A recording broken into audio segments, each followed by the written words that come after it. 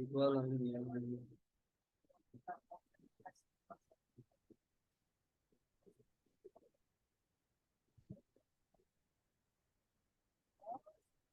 hare Krishna, Hare Krishna, igual a mim.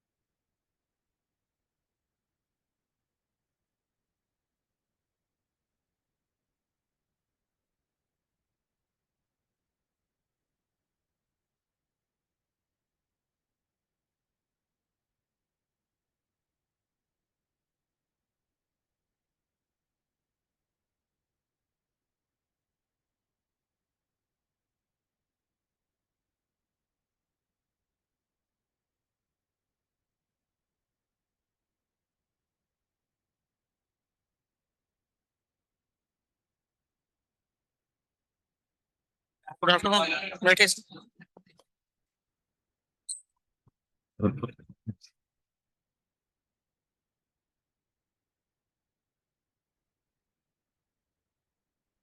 Hello hello, कोई DPP था क्या अपना? डीपीपी डिस्कशन था कुछ? दो डीपीपी थे। नंबर 2829।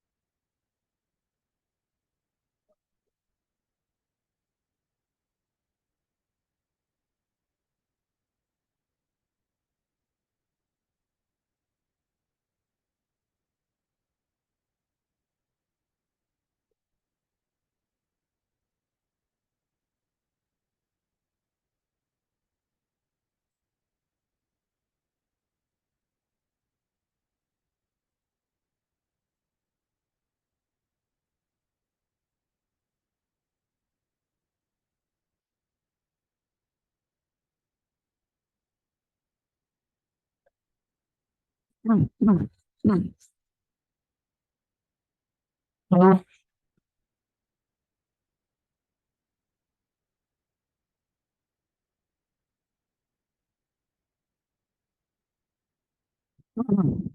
कोई आंसर हो गया इसका?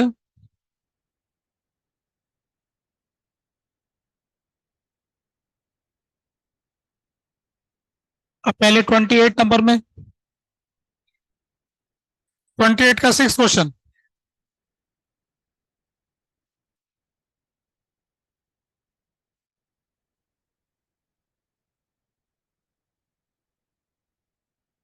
28 का 6 क्वेश्चन देखिए। दो आइडेंटिकल फ्लूइड दे रखे हैं और फंडामेंटल लोड्स और फ्रीक्वेंसी 300 हर्ट्ज। आवाज का क्या हो रखा है? हेलो, फंडामेंटल फ्रीक्वेंसी 300 दे रखा है और 27 डिग्री पे ऐसा है, 31 पे क्या होगा? तो फॉर्मूला हम जानते हैं फ्रीक्वेंसी का, V/2L, 1/2L, gamma RT/M,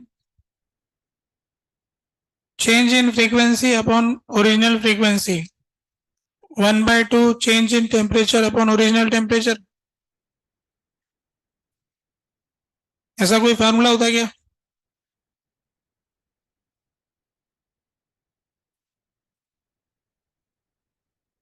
log लेके डिफरेंशिएट करके ऐसा आता है, फिर वैल्यू रखने से आंसर आता है। हो गया, वो लिखा।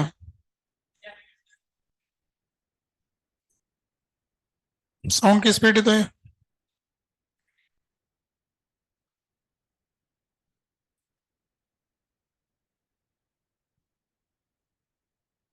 हंड्रेड कहाँ से लाए? नॉर्मल टेम्परेचर कहाँ याद करने की जरूरत है, ऐसे ही तो हो रहा है ना। Fifth question, seventh harmonic on a string at both ends, fixed at both ends. How many notes and anti notes are there? Seventh harmonic मतलब फंडामेंटल का 7 गुना, 7 लूप हो गए। फंडामेंटल में 1 लूप होते हैं, तो 7 लूप हो गए। तो 7 लूप होंगे तो कितने नोड और कितने एंटी नोड?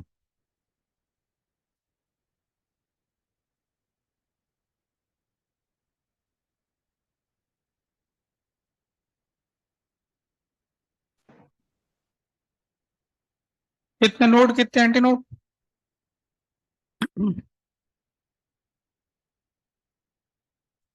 आगे आंसर, फोर्थ का आंसर 4, फोर्थ का आंसर 4। ठीक है, फोर्थ का 4 है, और कोई दिक्कत नहीं। अब नेक्स्ट टीपीपी में 15 नंबर,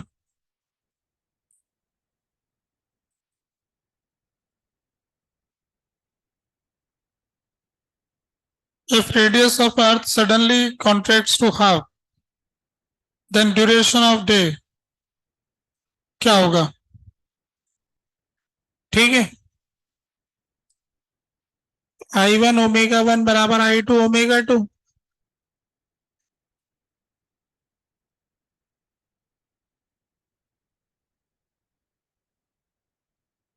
है कोई सेटेलाइट जो चक्कर खाता है अर्थ के अराउंड, उसका टाइम पीरियड, उसका बोल रहे हो? सवाल उसका थोड़ी है, सवाल सेटेलाइट का है कि अर्थ का है? अर्थ की बात चल रही है। धरती जो घूम रही है,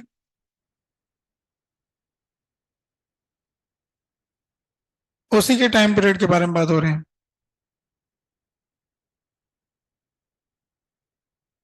तो ये डीबीपी हो गया भाई, है ना। अब इसके अगले डीबीपी पे चलते हैं। नंबर 29, फोर्थ क्वेश्चन का भी सी ऑप्शन।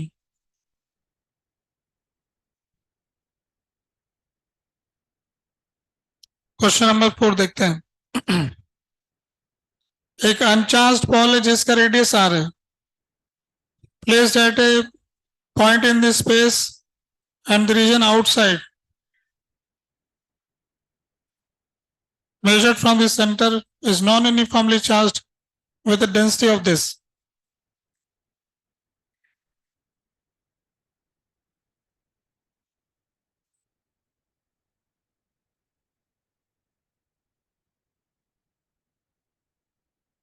अब इसका तुम सी ऑप्शन पूछ रहे हो। Electric field intensity at a distance x from the centre where x is greater than r is this, वो कुछ छप नहीं रहा अच्छे से, वही कहना चाह रहे हो? प्रिंटिंग एरर जो रही, ln x by r ऐसा लिखा हुआ दिख रहा है क्या आपको? प्रिंटिंग तो सही है, तो अब तुम कुछ कहना चाह रहे हो? मतलब आंसर नहीं आ रहा तुम्हारा? ठीक है, हो सकता है वो तो ना। तो अंदर वाले हिस्से पे क्या चार्ज दिया हुआ है? क्यों? जो बॉल, जो चार्ज वाली बॉल है, वो कैसी है? अनचार्ज बॉल, तो आर रेडियस तक तो कोई चार्ज ही नहीं है, फिर उसके बाद इसका चार्ज आता है, ऐसा बोला ना। तो किसी भी आर डिस्टेंस पे निकालना चाहते हो आप, तो इसके अंदर जितना भी चार्ज है, इलेक्ट्रिक फील्ड का तो फॉर्मूला फिक्स है, के Q in upon are square. अगर ये डिस्टेंस एक्स बोल रहे हैं क्या, क्वेश्चन में क्या बोल रहे हैं एक्स, तो के Q in upon X square, x square कर लो। अब क्यू इन कैलकुलेट करना है, तो क्यू इन कैलकुलेट करने के लिए R radius D R thickness integrate करेंगे, सी अपॉन आर क्यूब दिया है कि density, C by R cube 4 pi R square D R, तो 4 pi C D R by R cube in R से X तक 4 pi C L N X by R, ये आ गया के 4 pi C L N X by R upon X square.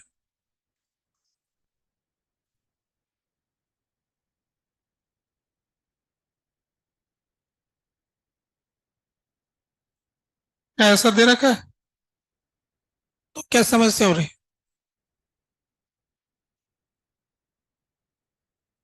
हाँ बार बार एक ही गलती करते रहते हैं।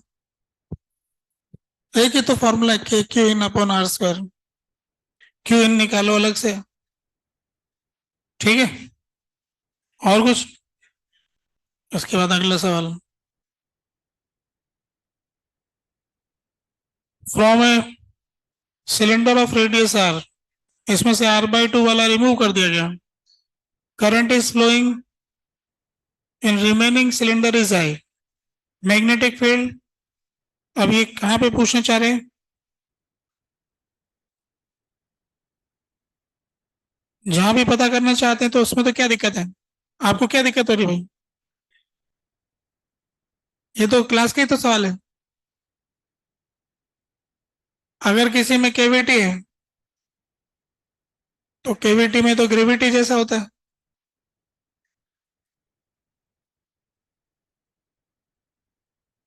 एक पूरा मान लेंगे और एक अधूरा मान लेंगे,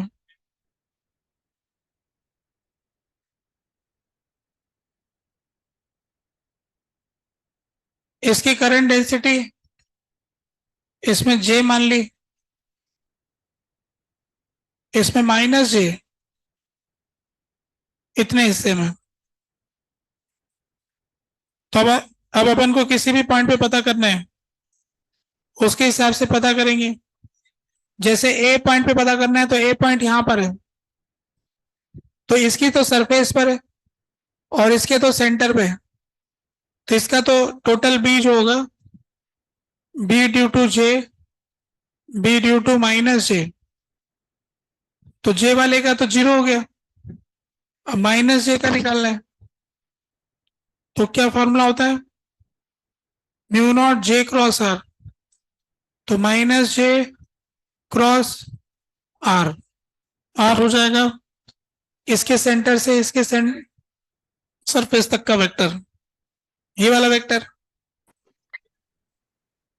इसको कह सकते हैं B A vector by two, B A की वैल्यू आर बाई टू है ना। अब जे की वैल्यू निकालनी रह गई, तो इसमें करंट जा रहा है आई, और इसका एरिया कितना है, इसका एरिया पाई आर स्क्वायर, इसका पाई आर स्क्वायर बाय 4, तो इसका 3 पाई आर स्क्वायर बाय 4, तो जे की वैल्यू हो गई I divided by 3 pi R square by 4, वहां रख देंगे, बी ए वेक्टर का मैग्नीट्यूड क्या है? r/2।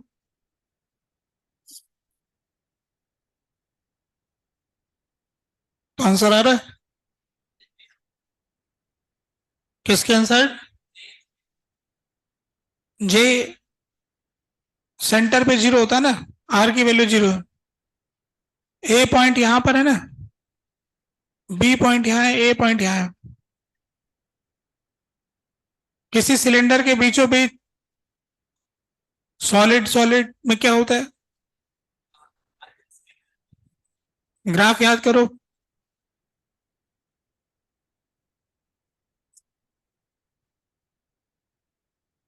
Mu naught J cross r/2।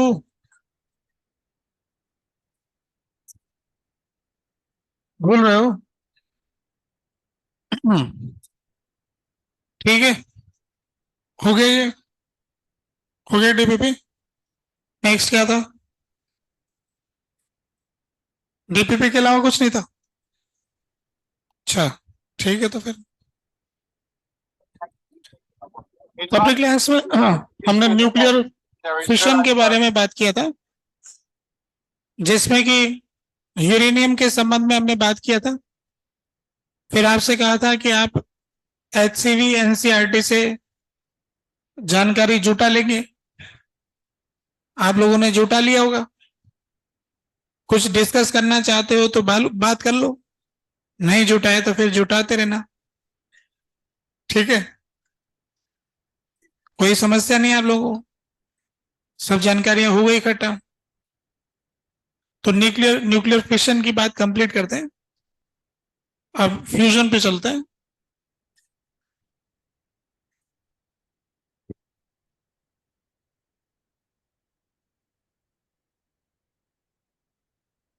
Nuclear fusion जो होता है, इसमें दो मास कंबाइन करके एक बड़ा मास बनाते हैं।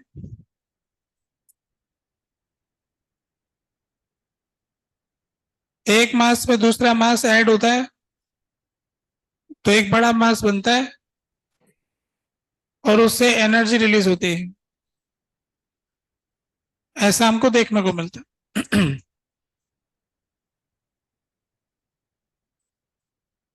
तो जो न्यूक्लियर फ्यूजन की रिएक्शन हम जानते हैं वो सन पे क्या होता है, हम उसके बारे में बात करना चाहेंगे। रिएक्शन इन सन, सूरज में क्या होता है? ये सबसे इंपॉर्टेंट फ्यूजन रिएक्शन है हमारे लिए। तो पृथ्वी पर तो अपने आप तो कुछ हो नहीं रहा है, हाइड्रोजन बम हमने बना रखा है, उसमें होता है। तो आप लोगों से मैंने कहा था कि सूरज पे होने वाली फ्यूजन रिएक्शन आप नोट कर लेना, HCV से या NCERT से, दोनों जगह दे रखी होगी आप लोगों ने। है NCERT में नहीं है, HCV में भी है। तो आप लोगों ने नोट कर लिया? किस किस ने नोट कर लिया?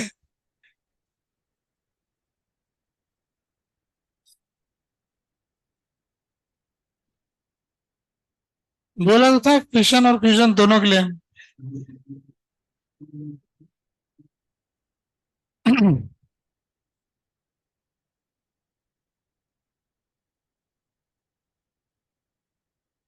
तो ये 3 स्टेप में होती है रिएक्शन। तो सबसे पहले अब इसको वेरीफाई करना भी क्या होती है, 1H1 प्लस 1H1, इससे हो गया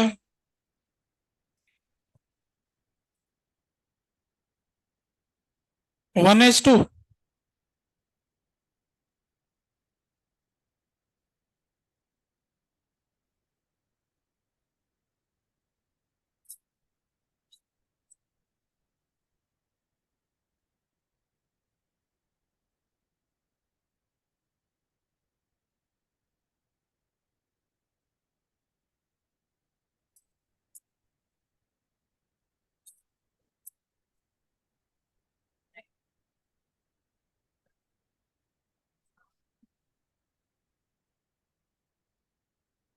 1H1 प्लस 1H1,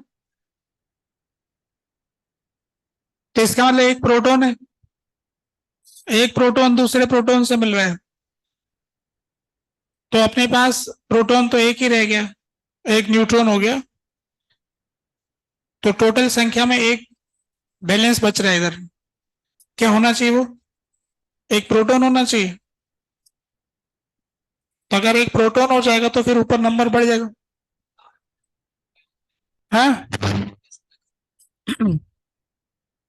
अच्छा, ये तो न्यूट्रल एटम बन रहा है ना।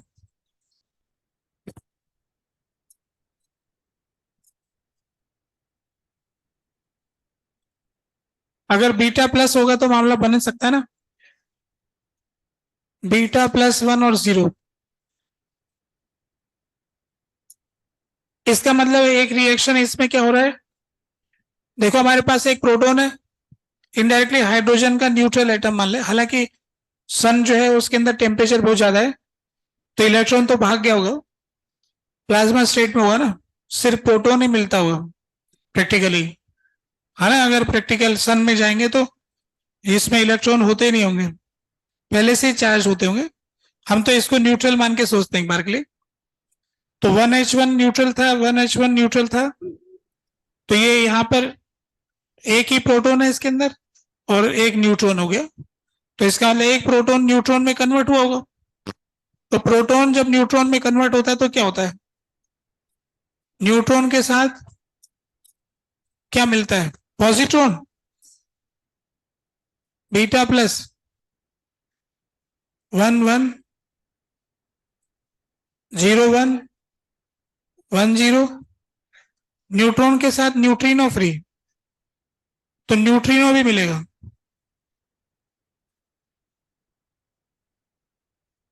न्यूट्रॉन तो इसके अंदर रह गया, न्यूट्रिनो बाहर आ गया, ऐसा आ जाना चाहिए।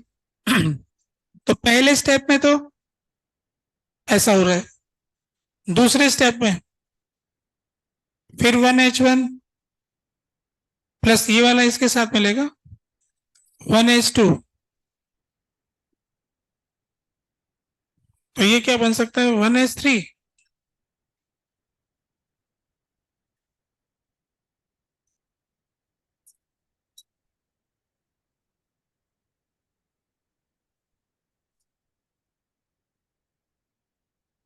क्या, मान लिया न्यूट्रल है हाइड्रोजन एटम, मान ही रहे ना, ये न्यूट्रल तो न्यूट्रलिटी आ गई ना पूरी, चार्ज बैलेंस हो गया, ये नंबर बैलेंस हो गया, ऊपर वाले नंबर बैलेंस हो गया।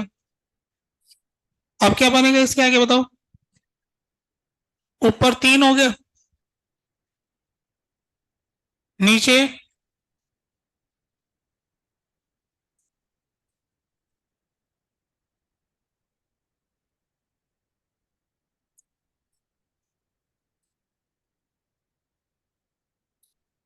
अगर ऐसा होगा तो क्या बनेगा, अगर अपन इसको हीलियम में कन्वर्ट करें,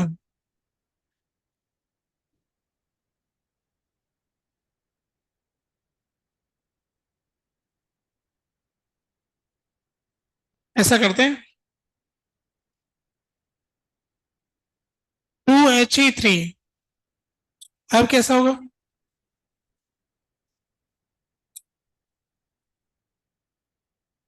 ऊपर का तो बैलेंस हो गया, नीचे भी बैलेंस हो गया, और कुछ रिलीज नहीं होगा।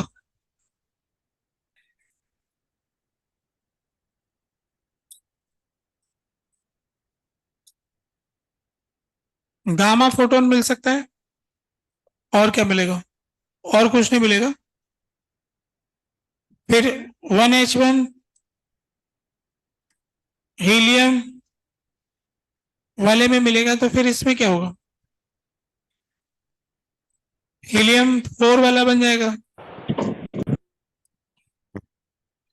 और न्यूट्रॉन बन जाएगा एक, 3 प्रोटॉन थे ना, अब इसके पास में कितने हैं,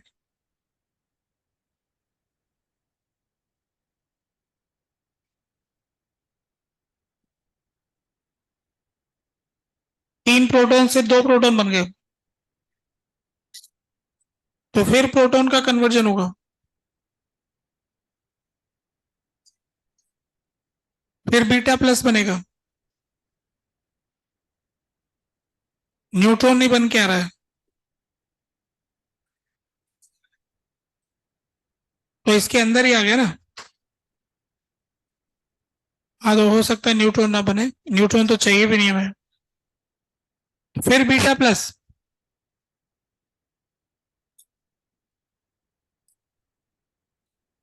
अभी बैलेंस हो रहा है।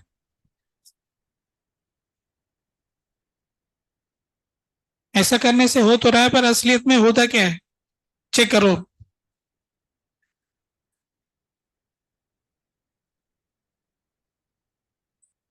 सन में होने वाली रिएक्शन, इधर लाओ, शीट में भी कुछ दिया है।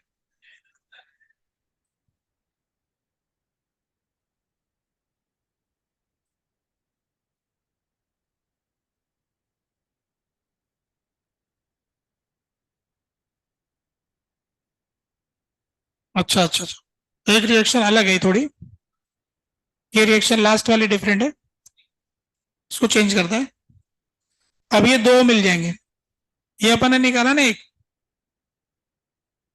इसके फिर दो ले लेंगे, He2 3, इसके दो आइटम ले लेंगे, फिर इसका क्या बनेगा, He4 2।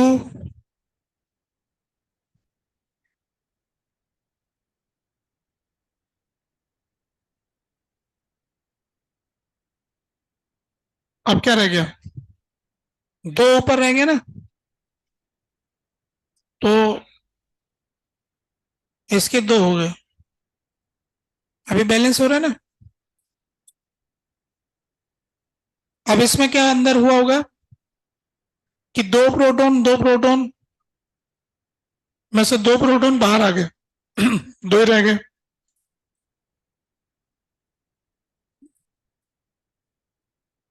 तो न्यूक्लियस के अंदर क्या हुआ होगा, न्यूक्लियस में से दो प्रोटॉन बाहर आए ना,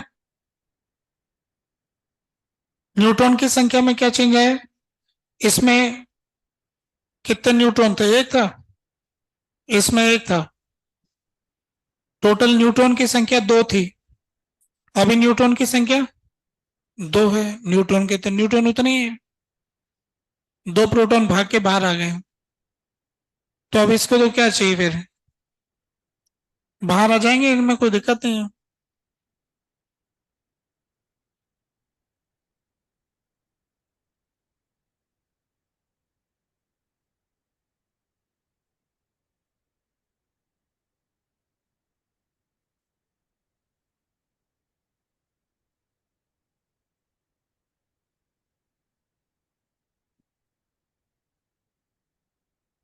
क्योंकि रिएक्शन तो ये हो रही है ना। अब इसमें इन्होंने एक चीज और लिख रखी है कि चलो वो तो क्या लिखा है, ये लो।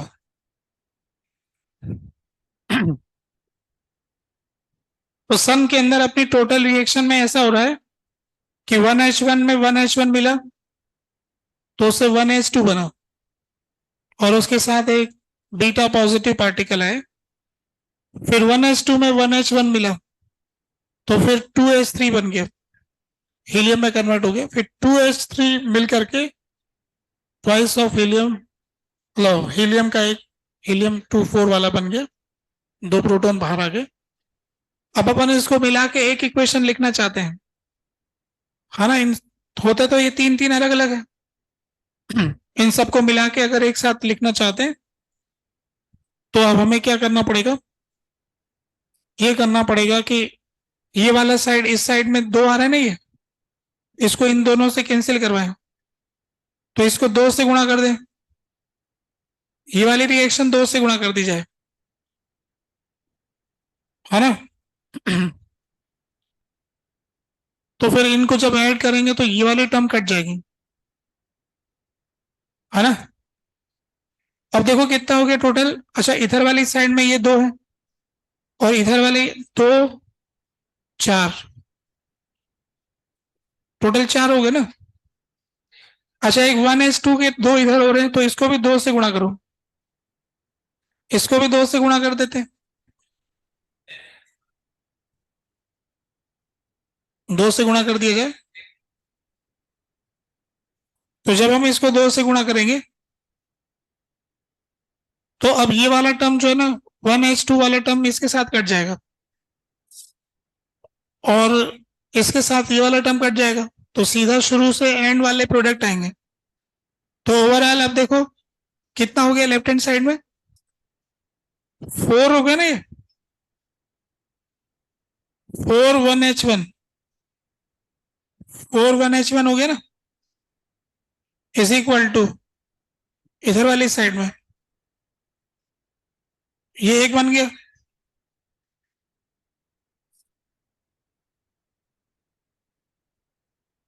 और 2 बीटा प्लस,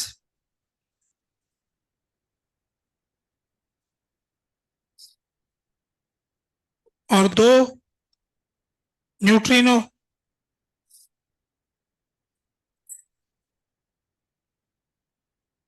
ऐसा आ गया ना प्रॉपर,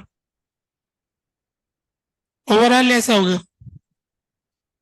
सूरज के अंदर होने वाली फ्यूजन रिएक्शन में ओवरऑल ऐसा हिसाब आ गया।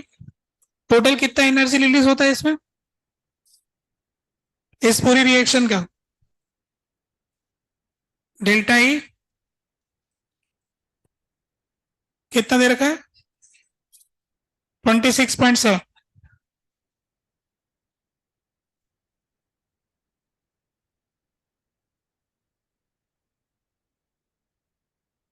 26.7 मेगा इलेक्ट्रॉन वोल्ट। तो सन से हमें बीटा पॉजिटिव पार्टिकल मिलता है और सन से हमें न्यूट्रिनो भी मिलते हैं।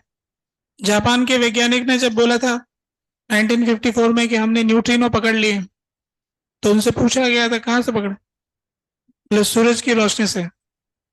तो सूरज की रोशनी में आ रहे हैं, इक्वेशन में आ रहे हैं ना न्यूट्रिनो, तो न्यूट्रिनो पहुंच रहे हैं और उन्होंने सही पकड़े थे। ठीक है, तो 26.7 मेगा इलेक्ट्रॉन वोल्ट का टोटल एनर्जी का हिसाब आ गया। ये कितना हो गया पर साइकिल, एक साइकिल है तीन रिएक्शन से एक साइकिल कंप्लीट होता है, तो इसको 1 साइकिल कह सकते हैं अपन, एक साइकिल कंप्लीट होगा तो इतना एनर्जी रिलीज होता है। अगर अपन पर एटम देखेंगे तो इसका भी 4 से भाग चला जाएगा, 4 एटम मिले ना अपन को, तो पर एटम निकालेंगे तो और छोटा हो जाएगा। यूरेनियम में पर एटम अपन को 200 मेगा इलेक्ट्रॉन वोल्ट मिल रहा था, इसके अंदर पर एटम अपन को कम मिल रहा है, तो अपन ये कह सकते हैं कि पर एटम फिशन में ज्यादा एनर्जी रिलीज होती है।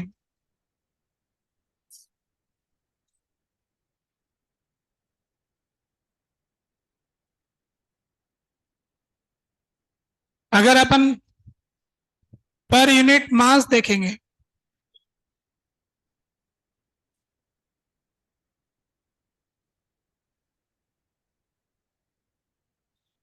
फ्यूजन में ज्यादा एनर्जी रिलीज होती है।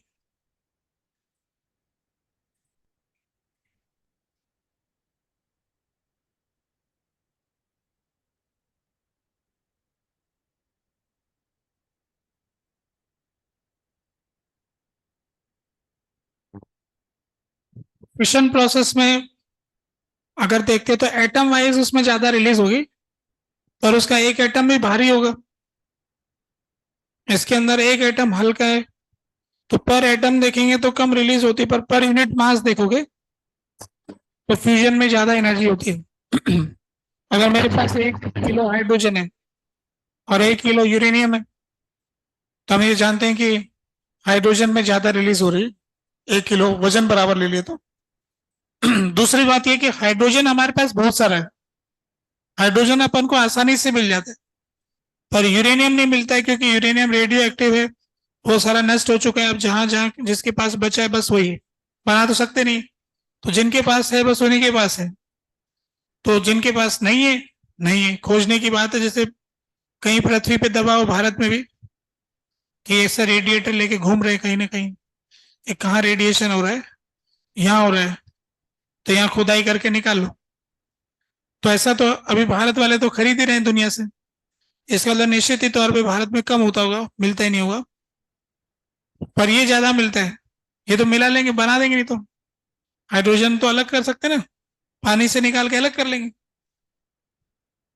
तो ये रिएक्शन वैसे तो फायदेमंद है, पर इसको करवाना कठिन है।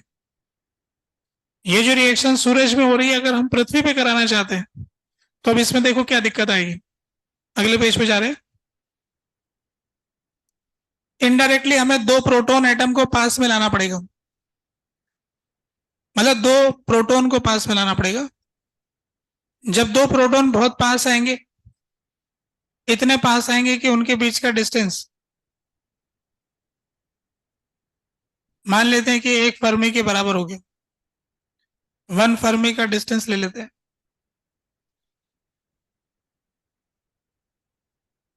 यह आपको तो रेडियस, रेडियस 2r मान लेते हैं ना, ये करते हैं अपन, तो 2r की वैल्यू रख देंगे।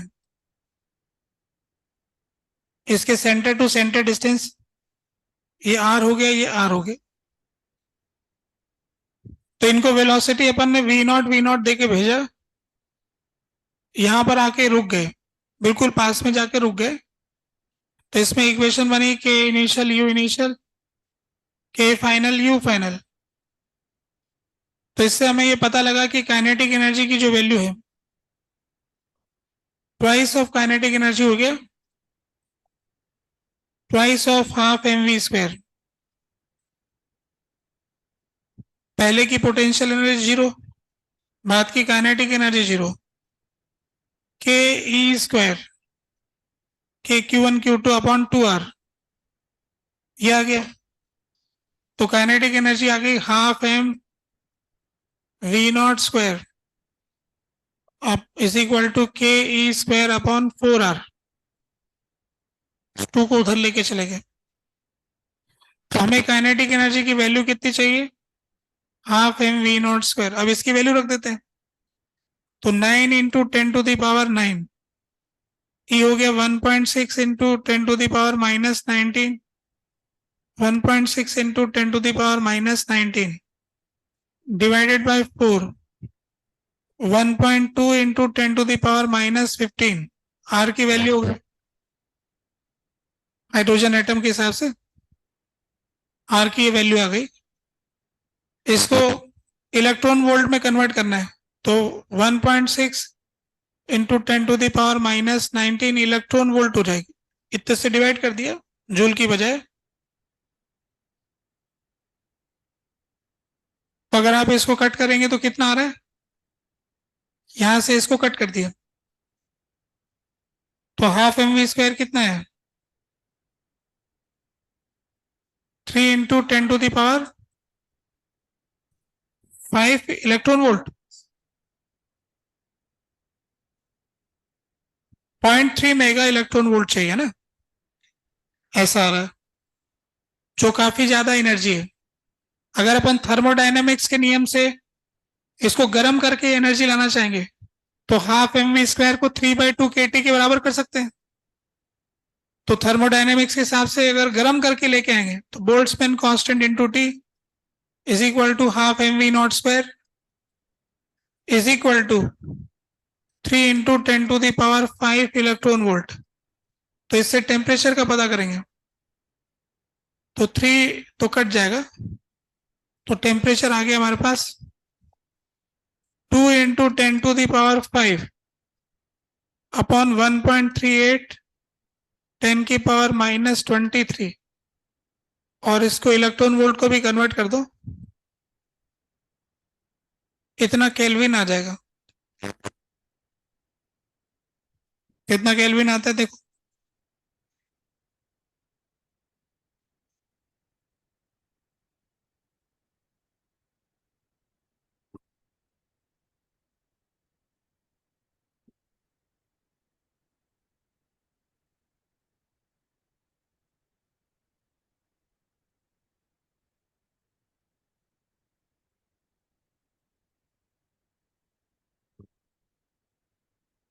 2.31 इंटू 10⁹ केल्विन। ठीक है, अगर आप ये चाहते हो कि प्रोटॉन इतने पास में आए, जब तक कि प्रोटॉन इतने पास में नहीं आएंगे न्यूक्लियर फोर्स लगेगा नहीं। जब तक न्यूक्लियर फोर्स लगेगा नहीं ये फ्यूजन रिएक्शन होगी नहीं। फ्यूजन रिएक्शन होने के लिए न्यूक्लियर फोर्स की जरूरत है, तो न्यूक्लियर फोर्स को होने के लिए पास में आने की जरूरत है। पास में आने के लिए इतने टेम्परेचर की जरूरत है। क्या इतना टेम्परेचर सन में होता है? तो temperature of sun is around 10⁷ kelvin. Sun का टेम्परेचर जो है 10⁷ केल्विन के आसपास होता है।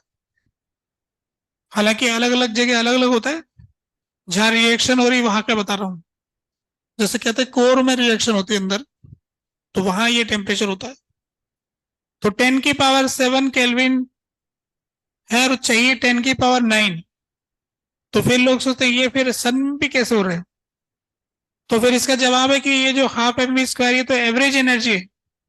तो कुछ पार्टिकल्स होंगे जिनकी एनर्जी इससे ज्यादा होगी, उनमें हो रहा होगा। तो कहने का मतलब है कि एवरेज, जैसे क्लास में एवरेज मार्क्स है कुछ 30 नंबर है, तो बच्चों के एवरेज मार्क्स से ऊपर 60 नंबर 70 नंबर वो है ही ना, वैसे ही एवरेज इतना चाहिए। तो इससे ज्यादा भी काइनेटिक एनर्जी वाले होंगे तो वो इस रिएक्शन को पॉसिबल कर देते हैं। पृथ्वी पर ये टेम्परेचर लाना कठिन है कि आप इतना सारा टेम्परेचर कहां से लाओगे। इस वजह से फ्यूजन रिएक्शन कर नहीं पाते हैं। अभी भी वैज्ञानिक लोग कोई तरीका ढूंढ रहे हैं। जो भी कोई व्यक्ति ये तरीका बताएगा नोबेल प्राइज तो मिलेगा मिलेगा। अगर उसने पेटेंट करा लिया तो पूरी पृथ्वी पे जब भी जहां भी यूज होगा उसके अकाउंट में पैसे जमा होगा कि भाई मैंने फ्यूजन रिएक्शन को ना एक दूसरे। हालांकि अभी कुछ ही वर्ष पहले किसी ने कुछ तरीका तो किया है जिसको आसान तो किया है, पर अभी भी वो वैसा नहीं हो पाया। अब स्टोरी पूरी एग्जैक्ट याद नहीं, न्यूज आते रहती है, ज्यादा गहरे जाके पढ़ते नहीं। तो इंफॉर्मेशन ऐसी आई थी कि किसी ने इस न्यूक्लियर फ्यूजन प्रोसेस को कुछ सिंपल किया है, जो कि काफी समय से कुछ कंट्रोल ही नहीं हो रहा था। तो उसने शायद कुछ 100 गुना के फैक्टर से कुछ फायदा करवाए, 100 टाइम्स कुछ आसानी लेके आया वो। तो कोई भी इस रिएक्शन को बहुत आसान तरीके से अगर कराएगा तो हमारे ब्रह्मांड में हाइड्रोजन की तो कमी नहीं, तो ये बहुत बड़ी समस्या का हल हो जाएगा। और इससे जो गैसेस रिलीज होगी उससे कोई नुकसान भी नहीं होगा। बस ये है कि फ्यूजन रिएक्शन कंट्रोल हो जाए, अनकंट्रोल नहीं होनी चाहिए, छोटे स्तर पर होनी चाहिए। और किसी तरह से इसको अचीव कर लिया जाए तो ऐसी कोई मशीन बना दे जिसके अंदर हम हाइड्रोजन डालेंगे और एनर्जी रिलीज होती रहेगी, काम चलता रहेगा। फिर ये सब दुनिया को बताएंगे तो सारे लोग इसका यूज करने लग जाएंगे। फिर सारी पृथ्वी पर चेंजेस हो जाएंगे बहुत सारे। और जिसका नाम पेटेंट हो गया है उसको जो भी यूज करेगा, कंपनी वाले जो भी बनाएंगे, सब उसके खाते में एक पर्टिकुलर अमाउंट जाता रहेगा। तो जो आगे जो कॉलेज के प्रोफेसर होते हैं, बड़ी बड़ी यूनिवर्सिटी के, वो लोग यही काम करते हैं कि वो कोई केमिकल बनाते हैं उसको अपने नाम पेटेंट कर लेते हैं, पढ़ाने के अलावा। पढ़ाना उनका साइड का जॉब, पढ़ाते नहीं है वो, बस ऐसे आ जाते हैं। वो अपना काम रिसर्च का करते रहते हैं, कोई ना कोई नया पेपर पब्लिश करते हैं। फिर अपने अभी भारत में अभी की न्यूज है, भारत ने कुछ क्वांटम मैकेनिक्स से कंप्यूटर में कुछ टेक्नोलॉजी डेवलप करी। तो ऐसे लोग बोले अच्छा भारत वालों ने कर लिए? हाँ कर ली। शायद अब कोई आईआईटी का नाम आया था, आईआईटी दिल्ली था शायद, मुझे याद नहीं। अभी की न्यूज है कोई जिसमें क्वांटम मैकेनिक्स की जो थ्योरी है उसके आधार पर कंप्यूटिंग के कैलकुलेशन में कुछ चेंजेस लेके आए। तो ऐसे छोटे छोटे चेंजेस भाई जो भी प्रोफेसर लोग लेके आए होंगे फिर उसी का कोई कंप्यूटर में यूज होगा, तो उस टेक्नोलॉजी से उनको उसका मार्जिन मिलता है।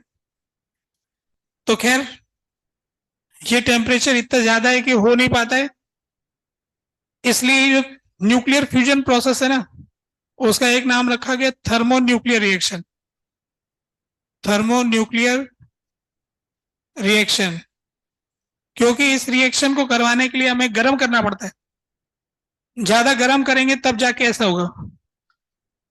तो फिर जिन्होंने भी इस रिएक्शन को करवाया तो कैसे करवाया, तो पहले वो क्या करते हैं कि एटम बम बनाते हैं, यानी पहले यूरेनियम से एनर्जी रिलीज करवाते हैं। वो इतनी सारी एनर्जी रिलीज होती है कि टेम्परेचर बढ़ता है, वो जो टेम्परेचर बढ़ता है उससे फ्यूजन करवाते हैं। तो अपने नाम सुना है कि एटम बम और एक हाइड्रोजन बम। एटम बम तो हो गया यूरेनियम वाला, और हाइड्रोजन बम मतलब हाइड्रोजन वाला। तो इसमें जो भी हाइड्रोजन बम अगर किसी ने फोड़ा है कहीं पर भी, तो उसके अंदर पहले एटम बम फूटेगा, मतलब पहले यूरेनियम वाला होगा, उससे इतनी एनर्जी रिलीज होगी, इतनी गर्मी होगी, फिर उसके बाद हाइड्रोजन बम का काम आएगा, फिर हाइड्रोजन से एनर्जी रिलीज होगी। ऐसे चेन में होगा, क्योंकि इतना सारा टेम्परेचर और किसी तरीके से ला नहीं पाते, तो सीक्वेंस के अंदर हमने इस रिएक्शन को करवा रखा है। तो अमेरिका ने पहले एटम बम बनाया, तो फिर रशिया ने हाइड्रोजन बम का परीक्षण करके दिखाया कि हम भी बना सकते हैं, है ना। तो ऐसे करके अमेरिका और रशिया ने एक बैलेंस बनाए रखा है शुरू से ही, उसी पे चल रहे हैं। तो इतनी ये जानकारी की बात इसमें हो गई, बस बातें खत्म सारी। इसके अलावा आप लोगों को नोट करने के लिए कहा था मैंने, एक तो बाइंडिंग एनर्जी के बारे में बोला था, उसके एक्सप्रेशन के बारे में। जिस दिन नोट करके आओ तो बता देना, है ना। ठीक है, तो अब इसके आगे बढ़ते हैं। न्यूक्लियर फिजिक्स खत्म, नेक्स्ट हेडिंग।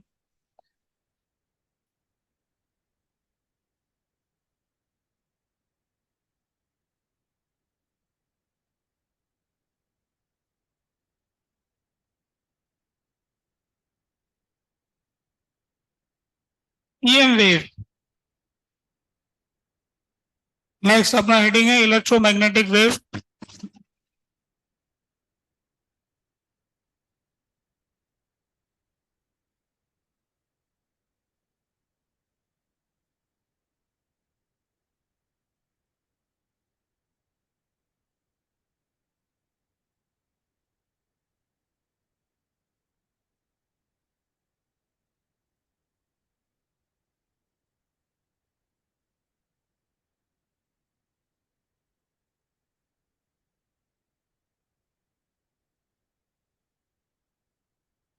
ईएम वेव जो है मेंस के पेपर के हिसाब से ये एक चैप्टर है ना। ईएम वेव का एक क्वेश्चन फिक्स है, एक डी ब्रोगली वेवलेंथ का fix.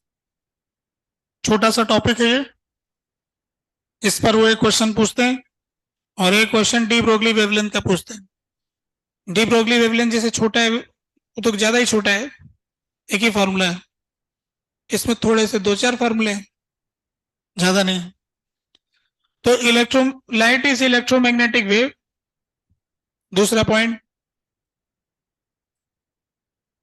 Light is a transverse wave. Light एक ट्रांसवर्स वेव है।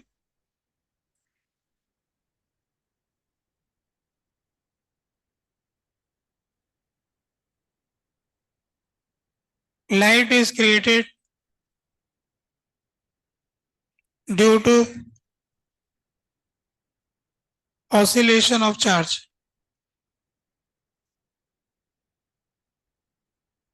जब कोई चार्ज एक्सेलरेट करता है, ऑसिलेट करता है, तो फिर वो रेडिएट करता है। तो किसी भी लाइट को पैदा करने के लिए चार्ज को ऑसिलेट कराना पड़ेगा।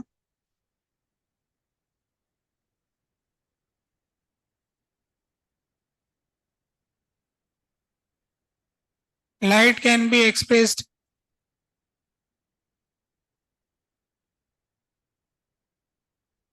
in form of electric field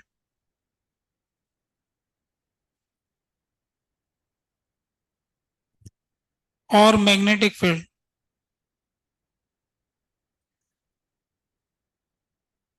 light एक ट्रांसवर्स वेव है, लाइट एक इलेक्ट्रोमैग्नेटिक वेव है।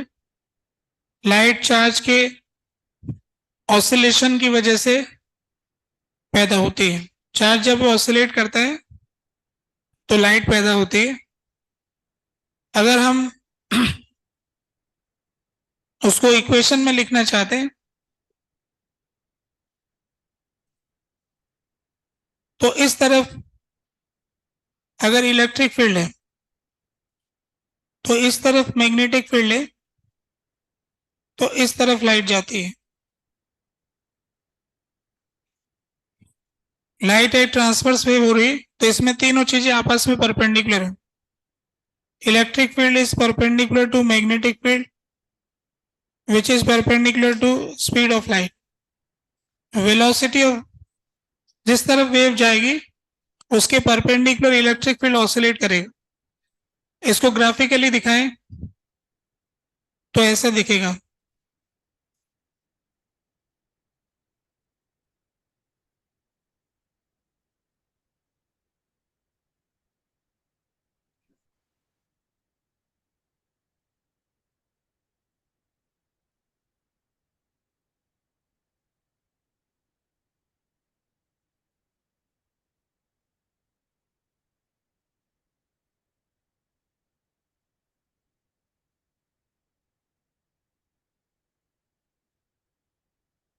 जैसे इलेक्ट्रिक फील्ड को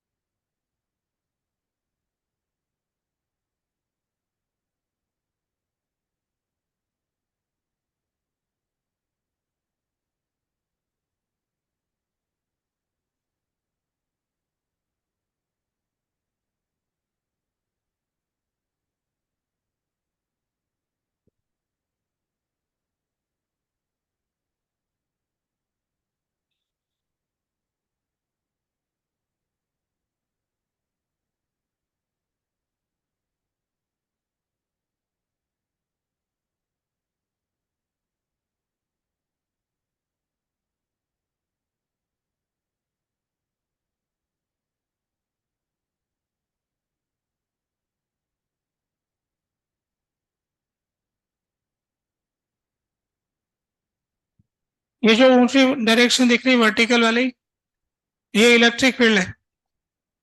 तो यहाँ पर इलेक्ट्रिक फील्ड का एम्पलीट्यूड आ गया ई नॉट, और इस डायरेक्शन में मैग्नेटिक फील्ड है तो मैग्नेटिक फील्ड का आ गया बी नॉट। लाइट इस तरफ जा रही है,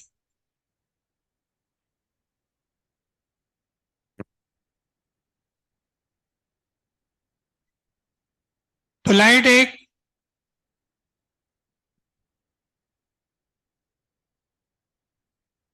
इलेक्ट्रिक फील्ड और मैग्नेटिक फील्ड का फ्लक्चुएशन है, जो इस तरह से लिखा जा सकता है। डायग्राम में ऐसे दिखा है, वेरिएशन को ऐसा दिखा है।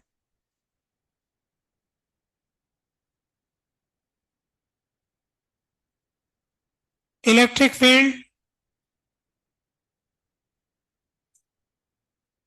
and magnetic field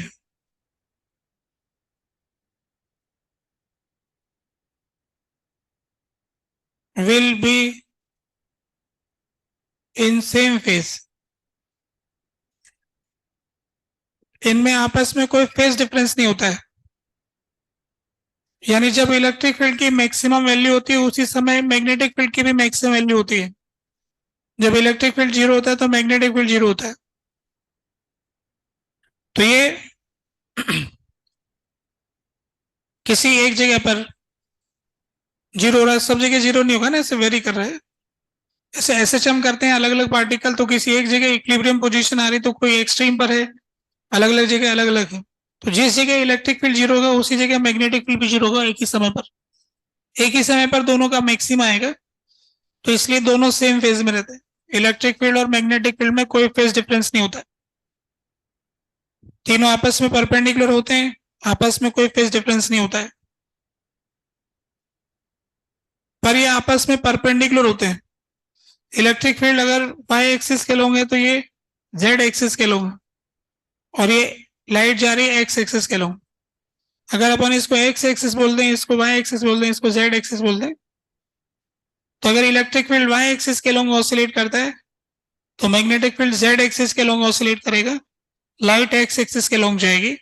क्योंकि लाइट ऑसिलेशन के परपेंडिकुलर जा रही है इसलिए ट्रांसवर्स वेव। ठीक है, अगले पेज पे अब इसकी इक्वेशन की तरफ बढ़ते हैं।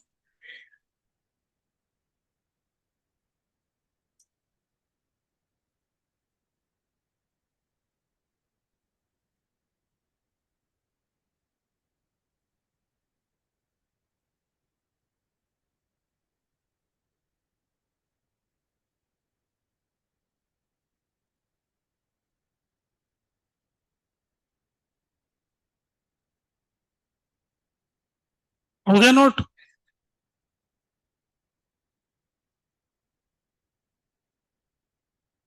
इतना सा लाइन लिखने में टाइम लग रहा है।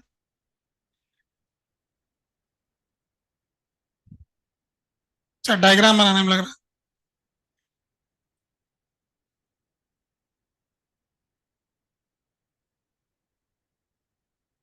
अगले पेज पे चलते हैं। अगर कोई लाइट एक्स एक्सिस के लॉन्ग जा रही है तो उसकी इक्वेशन को हम ऐसा लिख सकते हैं, E is equal to E naught sine omega T minus K X plus phi naught, light travelling in X direction. अब ये इलेक्ट्रिक फील्ड तो जेड एक्सिस के माने वाई एक्सिस के लोगे, तो अगर इसको वेक्टर फॉर्म में लिखना है तो इसके आगे जे केप लगाना पड़ेगा और फिर ये वेक्टर लगेगा। इलेक्ट्रिक फील्ड तो वाई एक्सिस के लॉन्ग ऑसिलेट कर रहा है, लाइट एक्स एक्सिस के लॉन्ग जा रही है। ठीक है, ये अपन ने जो ऊपर लिख रखा है वो क्या है?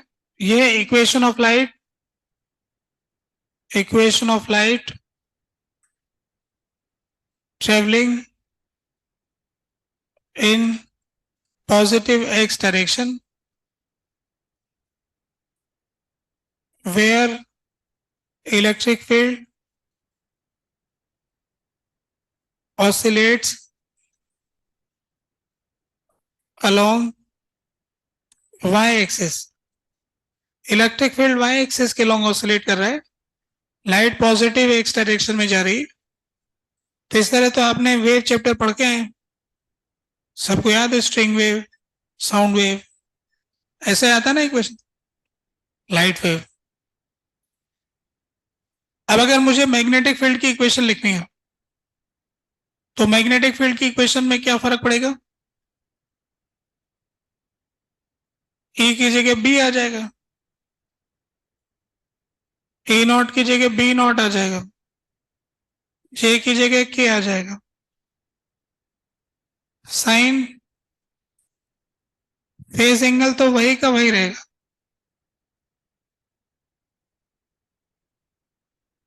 ऐसा आ गया।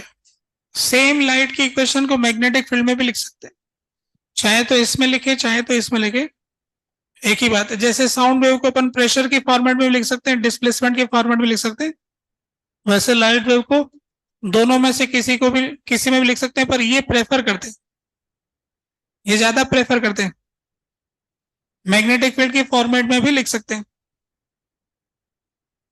ये वाली जो लाइट है इसमें इलेक्ट्रिक फील्ड सिर्फ वाई एक्सिस के लोग, इसमें मैग्नेटिक फील्ड जेड एक्सिस के लोग हैं। किसी केस में कोई टेढ़ी डायरेक्शन भी हो सकती, तो इसलिए फिर जे केप की जगह कोई एन केप आ जाएगा, है ना, ऐसा कोई डायरेक्शन हो सकता है। अच्छा, अब इसके इलेक्ट्रिक फील्ड और मैग्नेटिक फील्ड में अगर देखेंगे तो सेम टू सेम लग रहा है, बस कोई खास फर्क नहीं है। अगर इनके एम्पलीट्यूड को रिलेट करें तो इसका फॉर्मूला होता है E naught is equal to B not into C. Amplitude को अगर हमें कैलकुलेट करना है तो E naught is equal to B not into C. तो आपको अगर इलेक्ट्रिक फील्ड की इक्वेशन पता है तो इसको सी से डिवाइड कर दो, तो आपको मैग्नेटिक फील्ड की फॉर्मेट में आ जाएगा ये। बाकी सेम टू सेम वही है, ये डायरेक्शन यहां से यहां तक चेंज हो जाएगी।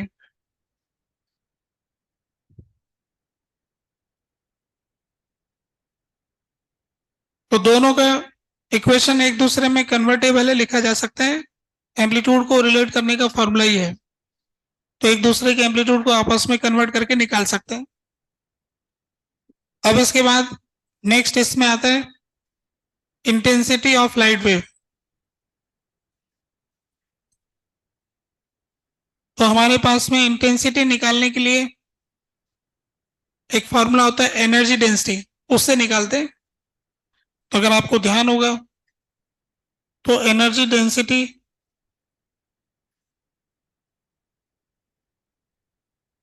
इज इक्वल टू इंटेंसिटी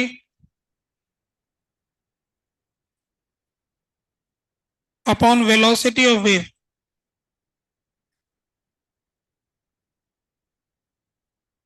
याद है क्या? साउंड वेव चैप्टर में पढ़ के आओगे।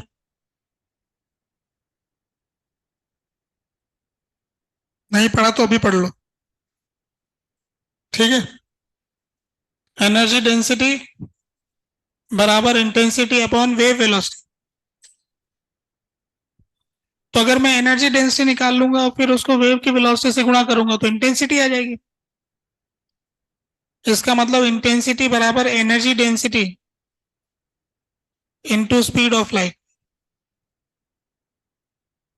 एनर्जी डेंसिटी को लाइट की स्पीड से गुणा करेंगे तो हमें मिल जाएगी इंटेंसिटी।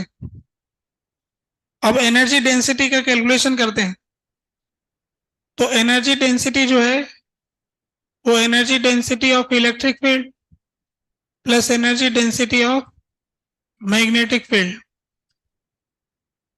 जो टोटल एनर्जी डेंसिटी होती है, एनर्जी हम जानते हैं इलेक्ट्रिक फील्ड की फॉर्म में स्टोर होती है और एनर्जी मैग्नेटिक फील्ड की फॉर्म में भी स्टोर होती है। तो दोनों को ऐड करेंगे तो टोटल एनर्जी डेंसिटी आ जाएगी।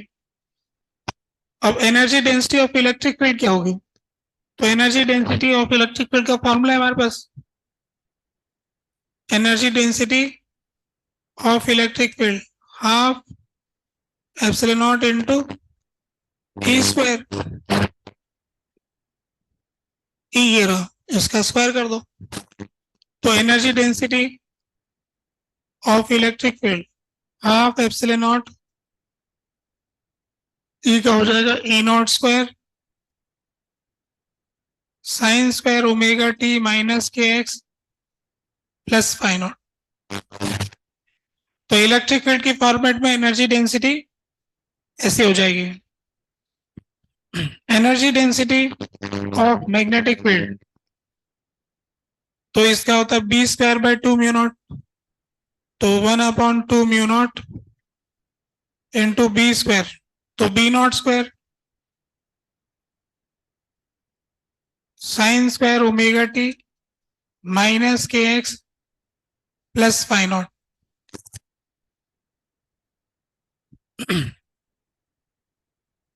अगर हम बी नॉट की वैल्यू उठा के यहां से रख दें ई नॉट अपॉन सी, अगर बी नॉट की वैल्यू यहां पर ई नॉट अपॉन सी रख दें, फिर सी का वैल्यू हम जानते हैं, सी का जो फॉर्मूला होता है 1/√ऑफ म्यू नॉट एप्सिलॉन नॉट होता है। तो जब उसको पुट करेंगे तो ये दोनों बराबर आ जाएगी, यानी बी नॉट की जगह ई नॉट बाय सी रखें और सी की जगह 1/√ऑफ म्यू नॉट एप्सिलॉन नॉट रखें, तो इससे पता लग जाएगा कि energy density of magnetic field is equal to energy density of electric field. तो जितनी एनर्जी डेंसिटी इलेक्ट्रिक फील्ड की होती है उतनी एनर्जी डेंसिटी मैग्नेटिक फील्ड की होती है।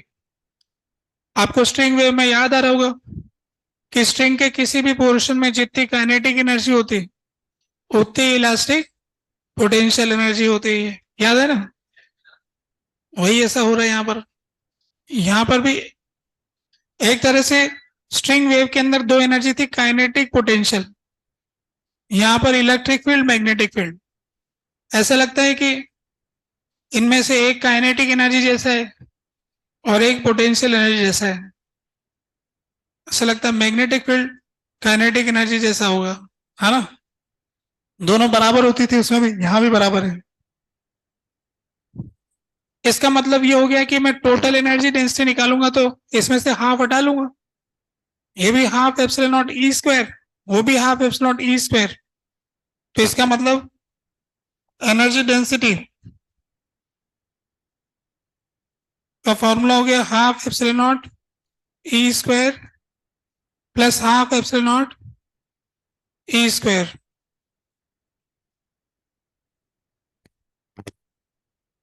इसका मतलब एनर्जी डेंसिटी जो है हाफ उड़ गया, epsilon not into E square हो गया।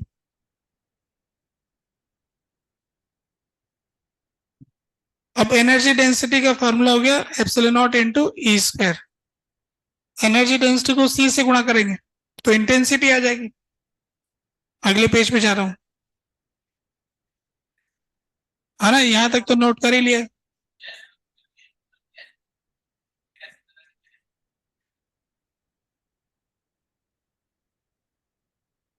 आगे बढ़ रहा हूं।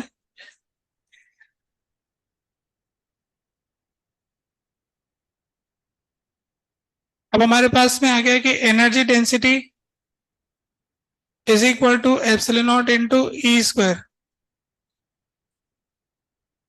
अब इंटेंसिटी बराबर एनर्जी डेंसिटी इंटू सी, तो इंटेंसिटी आ गया C epsilon naught E square. फिर इसको आगे बढ़ाएंगे तो E not square sine square omega T minus K X plus phi not.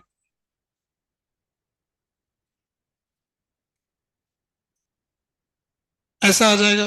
ई की वैल्यू पुट कर दिया इसमें। अब हम ये जानते हैं कि जो लाइट की फ्रीक्वेंसी होती है काफी ज्यादा होती है। जैसे विजिबल लाइट की फ्रीक्वेंसी क्या होती है आपको याद है? लाइट के बारे में आप जानते हैं कि लगभग 4000 से 8000 लेते हो ना आप, अप्रोक्सीमेटली 3800 से 7800 लेते हैं, तो 4000 से 8000 ले लिए। तो अगर अपन इसकी फ्रीक्वेंसी निकालेंगे lambda into F is equal to C, तो फ्रीक्वेंसी आ गया C by F, C by lambda. तो 3 इंटू 10⁸ डिवाइडेड बाय 4000 मान लो, इंटू 10⁻−10, तो कितना हो गया?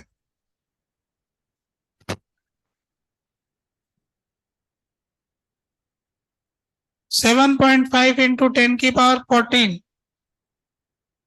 यह है ना? कौन से कलर के लिए है? Violet colour. और वॉयलेट कलर अगर रेड कलर का लिखेंगे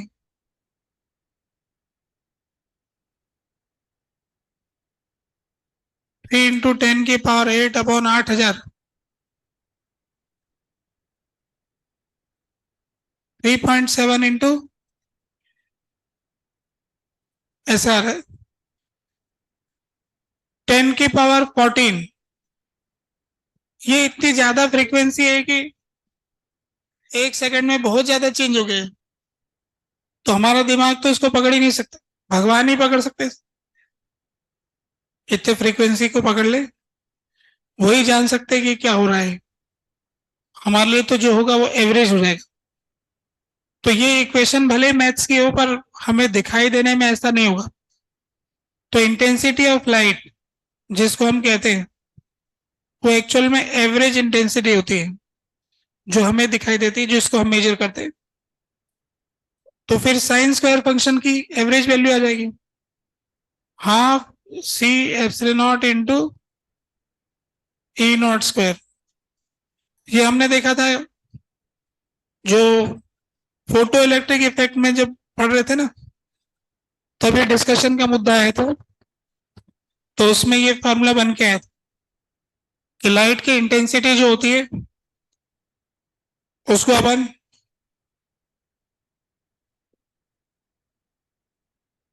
फ्रीक्वेंसी से इंडिपेंडेंट सिर्फ एम्पलीट्यूड पे डिपेंड करती है। ये यहां से कह सकते हैं हम intensity of light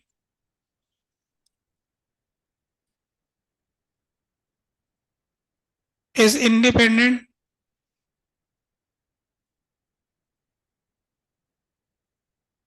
of frequency of light.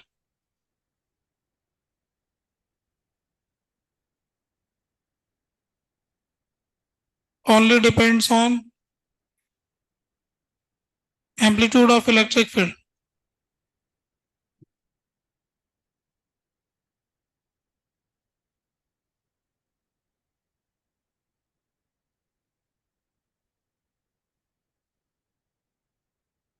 सिर्फ एम्पलीट्यूड पर डिपेंड कर रहा है, ऐसा हमको समझ में आ रहा है। इंटेंसिटी क्या बताती है हमें? बाय डेफिनेशन क्या होता है इंटेंसिटी?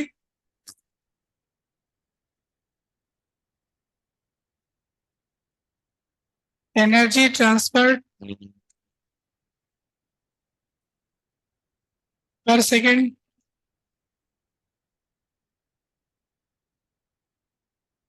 पर यूनिट एरिया।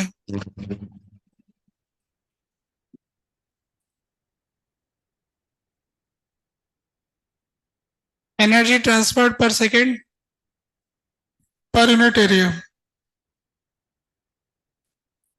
तो किसी भी क्रॉस सेक्शन से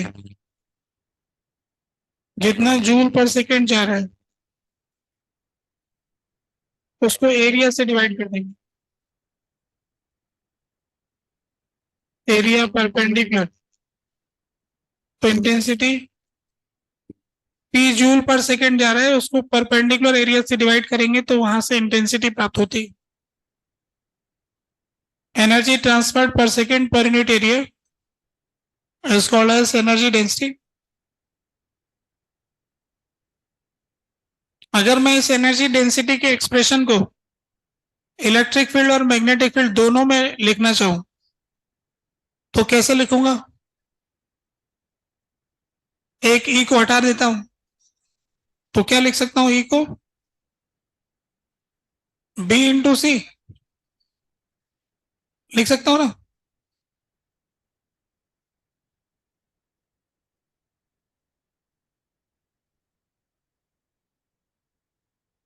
एनर्जी डेंसिटी को मेरे पास में ई का स्क्वायर है तो एक ई को ई रहने देता हूं, दूसरे को बी बनाना चाहता हूं तो क्या लिखूंगा? E is equal to B into सी।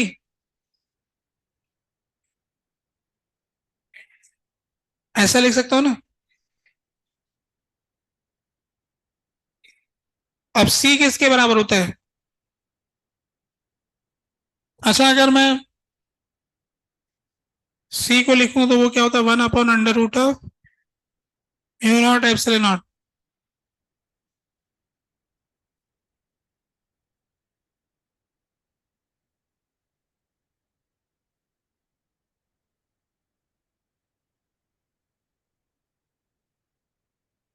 अपने फॉर्मूले में ये एनर्जी डेंसिटी का फॉर्मूला था क्या?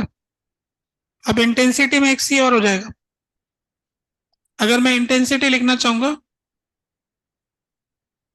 तो इसको एक सी और गुणा हो जाएगा, तो epsilon not c square E into B. C square किसके बराबर हो गया? तो इसमें से एप्सिलॉन नॉट कट जाएगा, तो ये जो एक्सप्रेशन आ गया ये आ गया हमारे पास E into B upon mu naught E into B by mu naught. इसको वेक्टर फॉर्म में लिखते हैं, वेक्टर एस। तो ये हो जाएगा E cross B upon mu naught.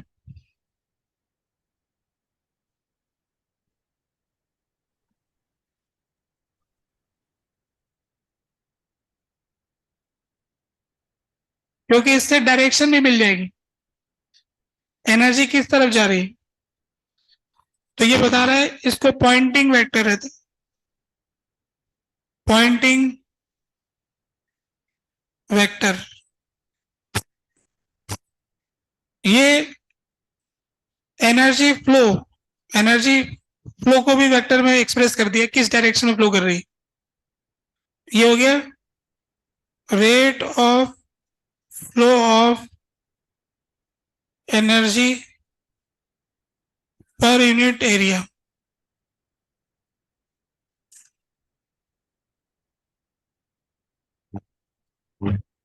इसको पॉइंटिंग वेक्टर कह दिया हमने। ये इंस्टेंटेनियस वैल्यू बता रहा है किसी भी इंस्टेंट पर ई का वैल्यू क्या है, बी का वैल्यू क्या है। तो पॉइंटिंग वेक्टर, इस तरफ ई वेक्टर, इस तरफ बी वेक्टर, तो ई क्रॉस बी की डायरेक्शन इधर आ गई, जो कि एस की डायरेक्शन हो जाएगी। तो पॉइंटिंग वेक्टर हमें एनर्जी डेंसिटी को भी एक वेक्टर बना दिया, जैसे अपन एरिया को वेक्टर बना दिया। जरूरत पड़ने पे ऐसा करते रहते हैं हम। तो स्पेसिफिक डायरेक्शन में एनर्जी फ्लो हो रही, तो उसके करस्पॉन्डिंग एक वेक्टर डिफाइन कर दिया, जो rate of flow of energy पर सेकंड छूट गया, इसमें रेट में आ गया, रेट में आ गया, rate of flow of energy पर यूनिट एरिया। तो पॉइंटिंग वेक्टर के बारे में बात हो गई और इंटेंसिटी के बारे में भी जानकारी हो गई। हाँ हाँ, ये लिखा ना इधर, ये इंटेंसिटी लिखा था ना, उसी को वेक्टर में लिख दिया। तो जिन्होंने लिखा उन्होंने अपने नाम से पॉइंटिंग वेक्टर दे दिया, कैसे लिख लो, फायदा हुआ इससे। तो सब चीजें इसमें क्या डायरेक्शन नहीं मिल रही थी कि एनर्जी किस तरफ जा रही है, ये बता रहा है कि एनर्जी पर सेकेंड पर यूनिट एरिया इस डायरेक्शन में फ्लो कर रही है, तो इसमें डायरेक्शन भी मिल रही है ना, एनर्जी की फ्लो की डायरेक्शन मिल रही, जो कि ई क्रॉस बी से मिल रही है, यानी एनर्जी इस तरफ जा रही है, ये हमको पता लग गया। तो इंटेंसिटी की बात हो गई, एनर्जी डेंसिटी की बात हो गई, ये सारी बातें हो गई। ऐसा लगता है कि सारी बातें हो गई। अब एक सवाल करते पहले, है ना, उससे थोड़ी सी इंफॉर्मेशन चेक हो जाए। कुछ पिछले का पेज रह गया,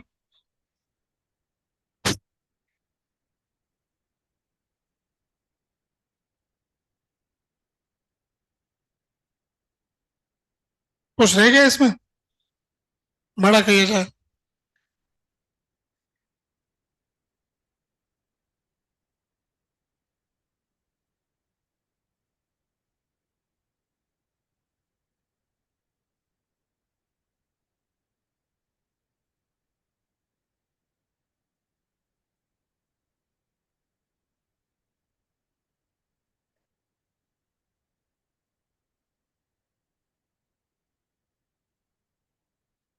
हो गया क्लियर? इसके आगे बढ़ते हैं, एक सवाल करने की बात आ रही थी।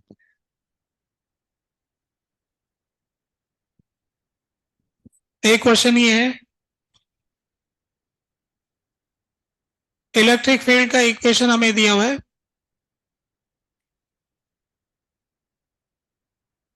4000 आई के प्लस जे के, 4000 आई के प्लस जे के साइन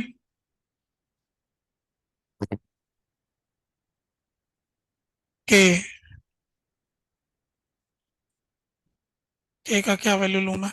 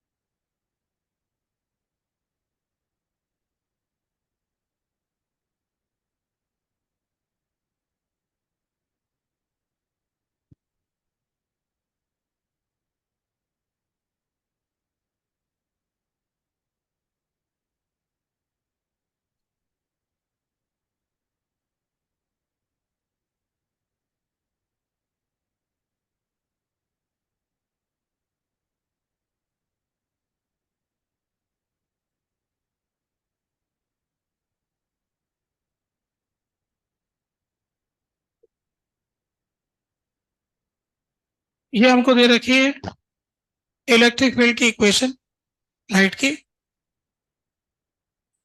तो आपसे पूछा है कि right equation of light in form of magnetic field. Magnetic field की फॉर्म में लाइट का इक्वेशन लिखिए।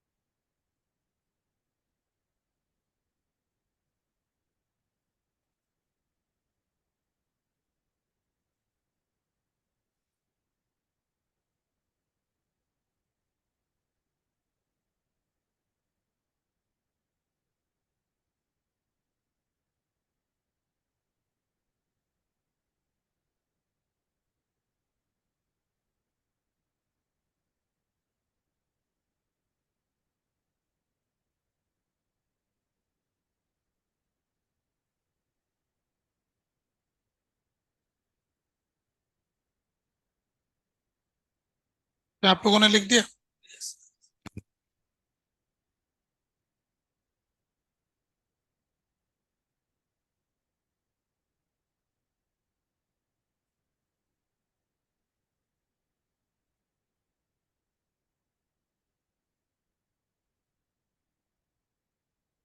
तो अब देखो इसमें अपन को इसका इक्वेशन लिखना है कि मैग्नेटिक फील्ड का क्या इक्वेशन है। तो अपन लिखेंगे सबसे पहले वेक्टर बी, फिर लिख देंगे इक्वल टू, फिर यहां तो कुछ आएगा ही, फिर ये तो वही का वही आएगा।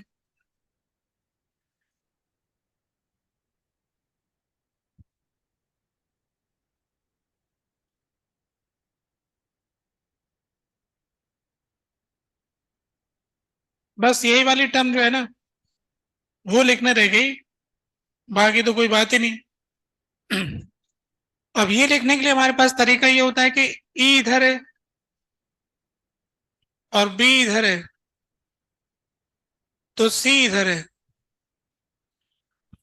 तो अगर मैं सी क्रॉस ई करूं, सी क्रॉस ई, तो मुझे बी की डायरेक्शन मिलेगी ना। तो बी कैप जो होगा, बी कैप वो होगा C cross E divided by magnitude of C cross E. क्या कहते हो, ये होगा ना। और बी का जो मैग्नीट्यूड है बी नॉट, वो तो ई नॉट अपॉन सी होगा ही। तो मुझे वेक्टर बी चाहिए ना ये वाला, तो ये B not into B cap होगा टोटल। इसको गुणा कर दूं, B not into B cap हो जाएगा। तो B not into B cap, तो ये मेरे को यहां वाला वेक्टर मिल जाएगा। तो इनको गुणा कर देता हूं, तो ये यहां पर मेरे पास एक तरह से इसको मैं ई नॉट वैक्टर ही बोल देता हूं, पूरे को ई नॉट वैक्टर। तो इसको ई नॉट वैक्टर लिख दूं यहां पर, और इसका जो मैग्नीट्यूड है वही ई नॉट भी है। तो ये ई नॉट हो गया ना, तो मैं इस इक्वेशन को लिखूंगा तो क्या लिखूंगा, C cross E naught divided by magnitude of C cross E naught into E naught by C, ठीक है, ये वाली वैल्यू हो रही है। इससे मुझे यहां जो लिखना है वो वैल्यू आ जाएगी, तो यहां पे मैं रख दूंगा। अब इसमें सी जो है, सी को तो फिर मैं लिख ही लेता हूं, जो भी है ये सी आई के, है ना, क्योंकि पॉजिटिव एक्स डायरेक्शन में जा रहा है, तो सी की जगह तो आ गया सी आई के, बाद में वैल्यू रख देंगे। क्रॉस ये वाला वेक्टर हो गया 4000 आई के प्लस जे के, ये आ गया सी क्रॉस ई। तो पहले हम इस न्यूमरेटर वाले टर्म को कैलकुलेट कर लेते हैं। तो कैलकुलेट करेंगे तो आई क्रॉस आई तो क्या हो गया,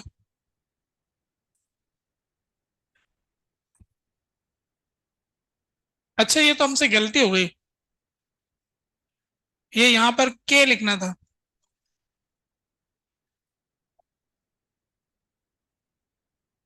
ये तो कुछ मुझसे एरर हो गई यहाँ पर। वो तो इसलिए हो गई क्योंकि जब एक्स डायरेक्शन में जा रही तो इलेक्ट्रिक फील्ड तो एक्स डायरेक्शन फ्लक्चुएट नहीं कर सकता ना, ट्रांसवर्स वेव के हिसाब से लाइट जब एक्स डायरेक्शन में जा रही तो इलेक्ट्रिक फील्ड उसके परपेंडिकुलर होना चाहिए, तो ये वाली क्वांटिटी इसके परपेंडिकुलर ही होनी चाहिए, क्योंकि अभी मैंने लिखा तो मुझे समझ में आ गया कि गड़बड़ लिख दिया था, है ना।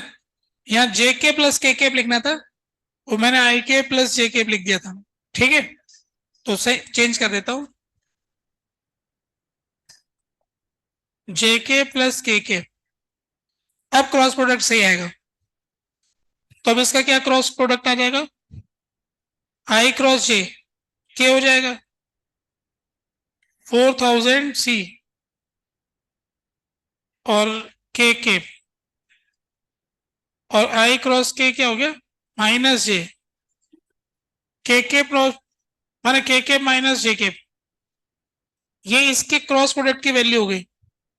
अब इसका मैग्नीट्यूड क्या होगा, तो इसका मैग्नीट्यूड आएगा 4000 इंटू सी √2, ये आएगा ना इसका मैग्नीट्यूड, इंटू ई नॉट की वैल्यू क्या है 4000 √2 divided by C, C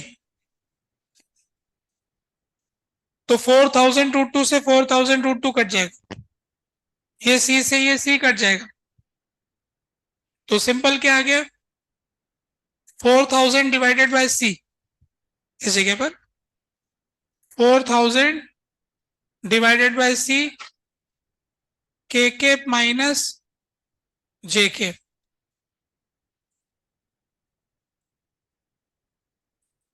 minus जे के,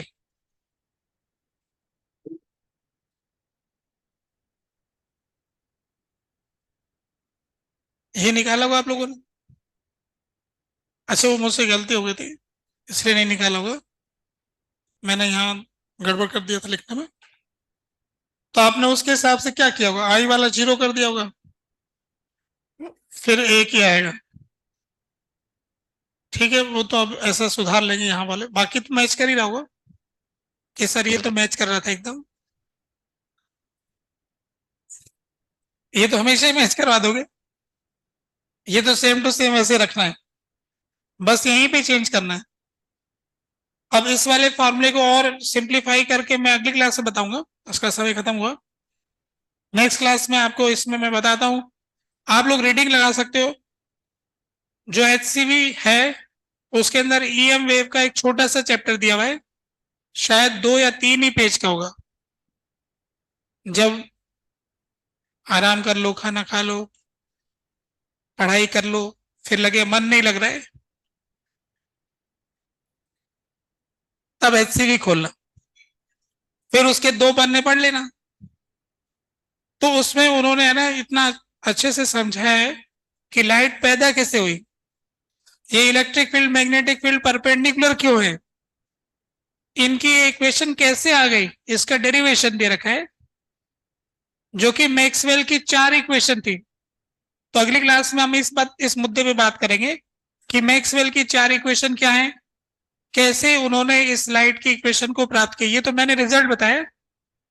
और हम एक और इक्वेशन लिखना सीखेंगे जब 3D में कोई वेव जाए। अभी तो अपनी एक्स एक्सिस में जा रही है ना, हो सकता है वेव किसी और डायरेक्शन में से किसी और लाइन में जाए, तो फिर इधर वाली इक्वेशन में भी एक्स हटाना पड़ेगा। कोई एक्स में जाए, वाई में जाए, जेड में जाए, ये तो लिख ही लोगे आप। पर और कोई कहीं और डायरेक्शन में जा रही हो तो जनरल इक्वेशन लिखने की बात करेंगे अगले क्लास में, है ना। और एक बात और करेंगे कि एक मीडियम से दूसरे मीडियम में जाएंगे तो फिर क्या होगा। जैसे स्ट्रिंग वेव में पढ़ा था, साउंड वेव में भी पढ़ा था, मीडियम चेंज होने से क्या होता है। तो लाइट में भी मीडियम चेंज का क्या प्रभाव पड़ता है ये जानेंगे। कोई जनरल इक्वेशन लिखना सीखेंगे, मैक्सवेल ने कैसे अपनी इक्वेशन से इस इक्वेशन तक वो पहुंचे, ठीक है, इसके बारे में बात करेंगे। आप लोग अपनी तरफ से, अच्छा देखो 2 ही पन्नों में समझा दिया, देखना क्या समझा दिया, है ना। फिर कहोगे कि इतना टाइम नहीं था सर। करना प्रयास। होमवर्क के लिए क्या बताया आपने, बोले भाई न्यूक्लियर फिजिक्स खत्म हो चुका है, तो उसमें कुछ आपने शीट वीट किया क्या। ए बी सेक्शन किया था, अब क्या करोगे, सी और डी।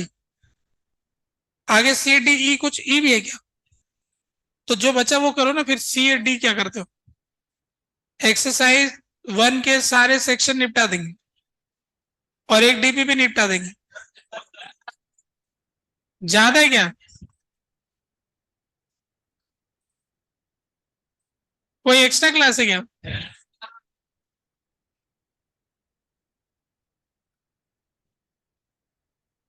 केमिस्ट्री पढ़ते हो आप लोग, अच्छी बात। तो ठीक है फिर शीट के रखते हैं।